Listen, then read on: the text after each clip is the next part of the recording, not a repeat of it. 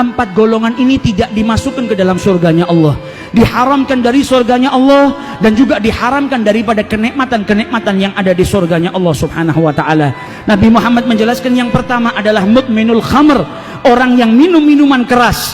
Kemudian dikatakan oleh Rasulullah, wa akilur riba, orang yang makan riba, orang yang makan hartanya anak yatim. Dan yang terakhir, al-aguli walidai, orang yang durhaka kepada kedua orang tuanya. Hati-hati bagi mereka yang masih punya kedua orang tua. Orang tuamu adalah pintumu menuju surganya Allah subhanahu wa ta'ala. Orang tuamu adalah sarana yang paling mudah yang Allah berikan kepada dirimu untuk engkau menuju surganya Allah subhanahu wa ta'ala.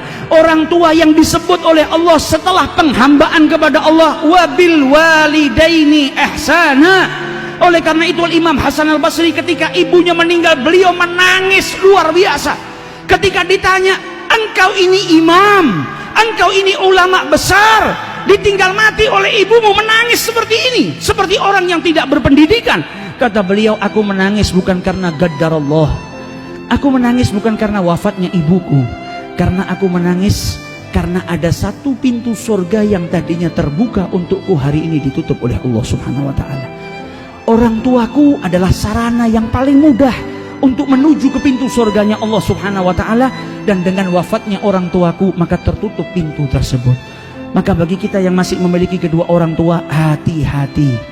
Jangan sampai kita mengangkat suara kita melebihi daripada suara orang tua kita. Jangan sampai kita mengangkat suara kita tidak sopan kepada orang tua kita. Dan itu pun dilarang oleh Allah subhanahu wa ta'ala dalam Al-Quran. Mari kita tiru orang-orang yang mengagungkan orang tuanya, orang-orang yang memuliakan kedua orang tuanya.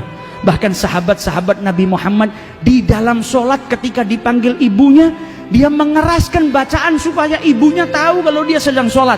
Selesai sholat dia keluarkan beberapa ekor kambing, dia sedekahkan di jalan Allah agar diampuni oleh Allah, karena tadi meneriakkan suaranya supaya ibunya tahu kalau dia sedang sholat. Bukan berteriak kurang ajar, tapi jaga yang luar biasa. Sayyidina Hasan bin Ali bin Abi Thalib tidak mau makan dengan ibunya Fatimah, sehingga Sayyidah Fatimah bertanya, malaka ya Hasan, kenapa engkau wahai Hasan tidak mau makan dengan ibumu? Maka kata Hasan, wahai ibu, saya takut kalau saya mengambil makanan yang kau ingin makan, sehingga akhirnya saya tergolong sebagai anak yang durhaka kepada kedua orang tuanya. Makanan yang dilirik oleh ibunya, yang mungkin ibunya mau ambil, dia takut kalau makan bersama ia ambil makanan yang ingin diambil oleh ibunya. Mereka orang-orang yang hatinya hidup, mereka orang-orang yang berjuang untuk mendapatkan kemuliaan.